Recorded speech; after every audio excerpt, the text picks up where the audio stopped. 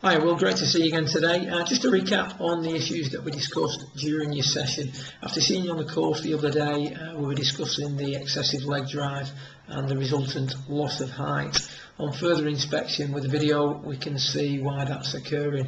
We took the time to illustrate what was going on with the triangle. So we've got a balanced triangle in place from your feet up to your sternum, and we can see that as you make your turn during the backswing, you turn very much on top of the tip of that triangle. As a result, the left knee works very much out towards the ball, which is what we see here on this right at the bottom right. Left knee works out at the ball, right knee works back and locks out, which sits you on top of the balanced triangle. If we contrast that to what we're seeing here with Tiger, we're going to see as he makes his move away from the golf ball, he turns behind the tip of that triangle, so he's getting behind the ball. You can see that his sternum has moved off that triangle.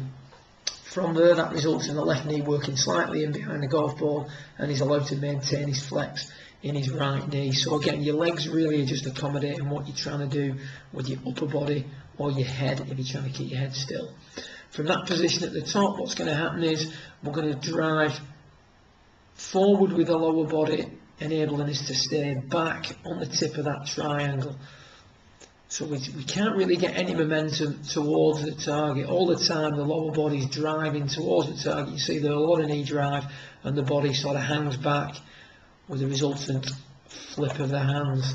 And again, if we compare that to what we're seeing with Tiger, because he's moved off that triangle on the way back, he's able to make that strong move into his left side, back onto the top of that triangle without ever getting ahead of it. So he's getting that move into the left side, back onto the triangle, and you can see there that the legs and the body are unwinding and stabilising things rather than sliding underneath him, resulting in a much more stable wrist action through the hitting area.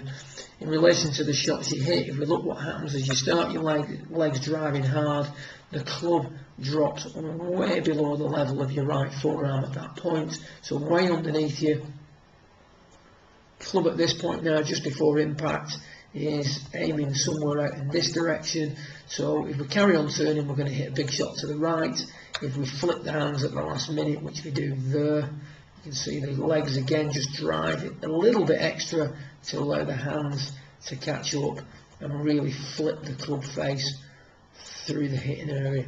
So what we're looking for, Will, ultimately is a much quieter lower body, and the way we're going to get that is to create a much better move behind that triangle on the way back. So we want to move off it rather than staying on top of it.